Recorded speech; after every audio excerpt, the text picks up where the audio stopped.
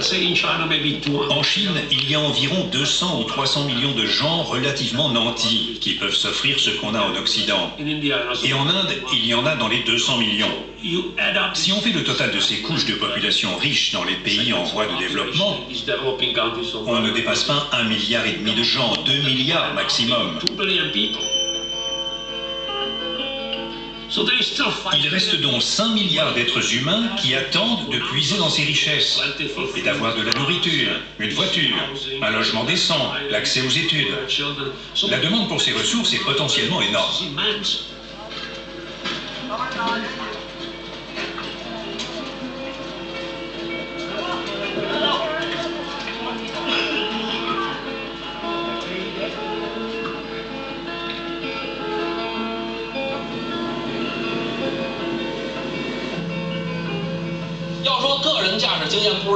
Je ne sais pas exactement combien de kilomètres j'ai parcouru, mais en tant que guide touristique, pour ces excursions en voiture, j'ai dû en faire au moins 500 000. Il est à qui ce camion? Ça va passer? Plus haut. Stop. Stop. Vas-y. Stop. Attention! Parfait! On va repartir dès que cette voiture sera passée.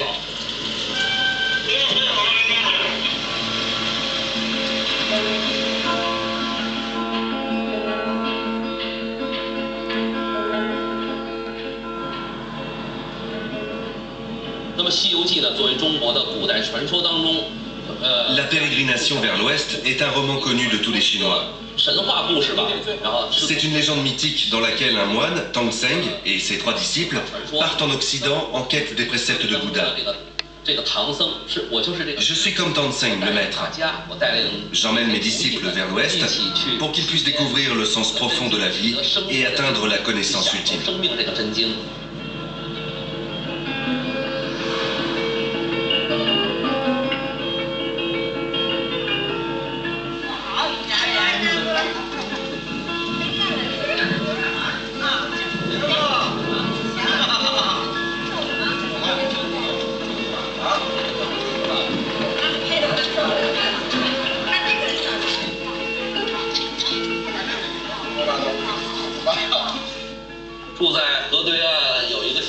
De l'autre côté du fleuve, il y a un petit village où aucun habitant n'a de réfrigérateur. Une fois par semaine, ils doivent parcourir 30 km pour aller acheter de la viande dans la ville la plus proche.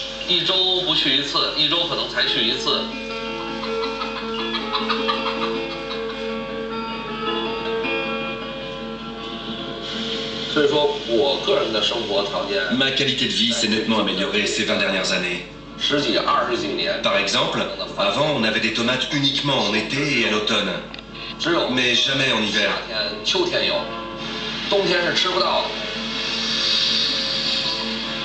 Ça a changé. Maintenant, tout au long de l'année, je peux manger des tomates, des pastèques, de la viande ou des fruits de mer. C'était impensable quand j'étais petit. 这件事情小时候不敢想。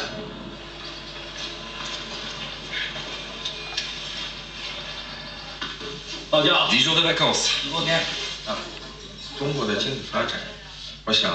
La perception à l'étranger du développement économique de la Chine a très peu évolué depuis 30 ans.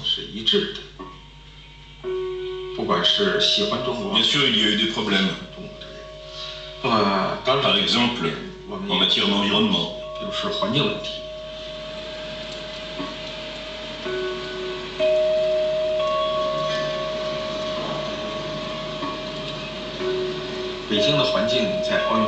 La pollution à Pékin était terrible avant les Jeux Olympiques.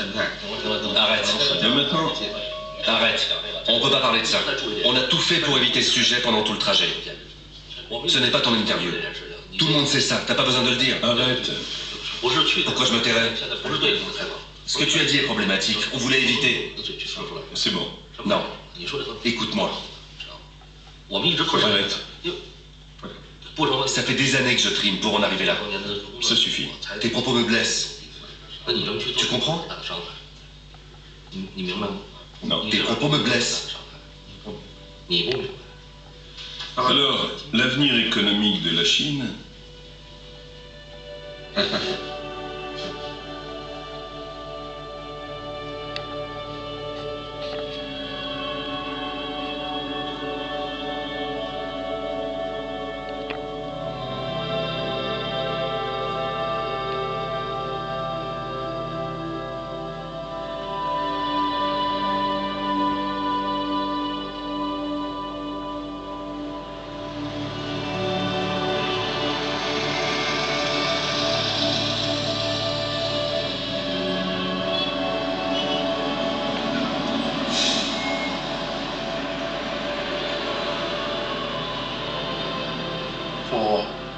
Née il y a plusieurs millénaires, la civilisation chinoise est la plus ancienne du monde.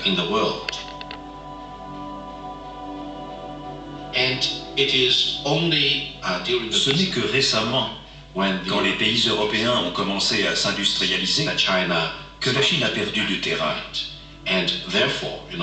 À partir de la première guerre de l'opium, vers 1840, jusqu'en 1978 environ, la Chine a subi une série d'humiliations et d'instabilités. L'offensive de puissances étrangères, les invasions japonaises, la guerre civile, la chute de la dynastie Qing, la révolution culturelle. Le pays était dans un chaos tel que quand Deng Xiaoping a réapparu en 1978, il a montré la seule voie possible.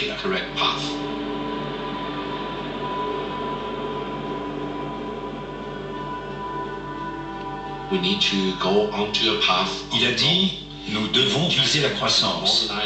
La nation doit se moderniser et s'industrialiser. Il a mis la Chine sur le bon chemin, celui du développement.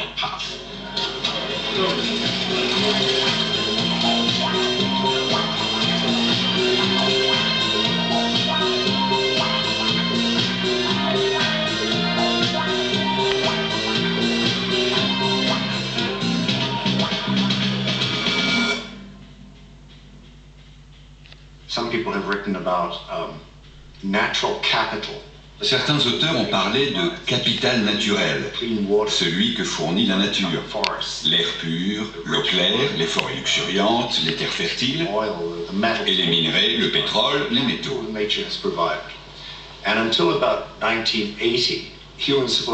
Et jusqu'aux alentours de 1980, la civilisation humaine a pu vivre de ce qu'on appellera les intérêts de ce capital. Le surplus que la nature est capable de produire, les denrées qu'on peut cultiver sans détruire les sols, ou la quantité de poissons qu'on peut pêcher sans anéantir l'espèce. Mais depuis 1980, on consomme plus que ses intérêts, comme quelqu'un qui se croit riche parce qu'il a un héritage, et qui dilapide son capital. The last time I visited the New York Stock Exchange was in 1980, and the mood sure was different then. Government, with its high taxes, excessive spending, and overregulation, had thrown a wrench in the works of our free markets.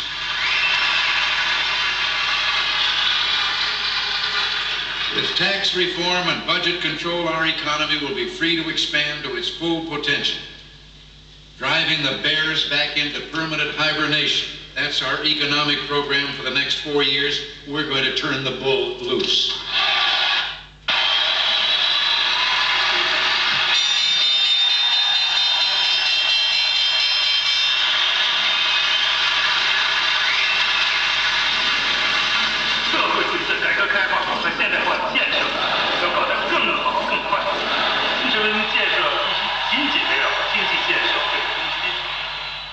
Le monde est grand comme ça.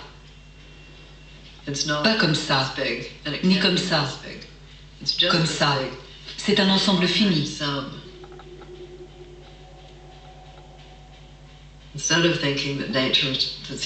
Au lieu de voir la nature comme une gigantesque banque dans laquelle on pourrait puiser à l'infini, il faut prendre en compte les limites de la planète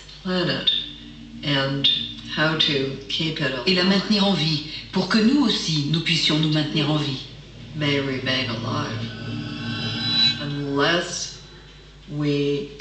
Si nous ne préservons pas la planète, il n'y aura tout simplement plus d'économie.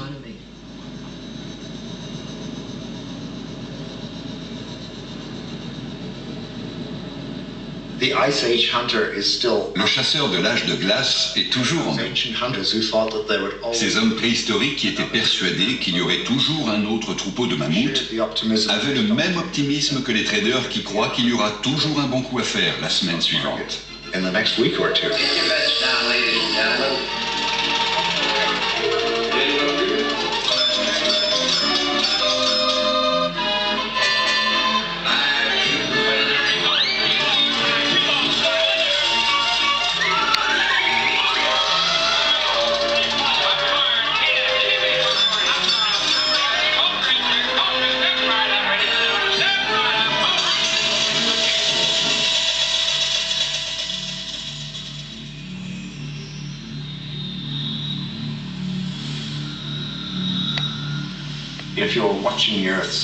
Si on pouvait voir l'ensemble de la Terre en accéléré sur les 5 ou 6 000 dernières années, on verrait des civilisations qui se propagent comme des feux de forêt à travers différents écosystèmes, les uns après les autres. Quand une civilisation a épuisé toutes les ressources naturelles d'une région, elle s'éteint et un autre incendie se déclare ailleurs.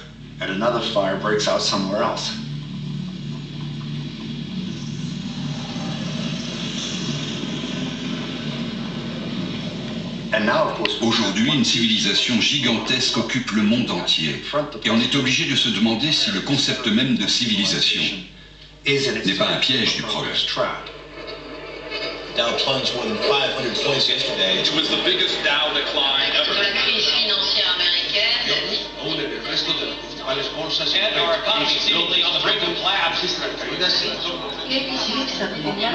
While banks have failed and shares have plummeted, the effects are working their way down to all of us. We'll get worse.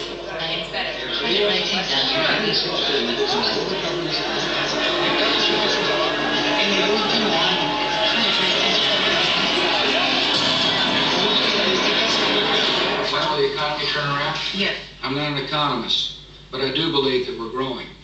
And I can remember, this press conference here, people yelling recession this, recession that, as if you're economists.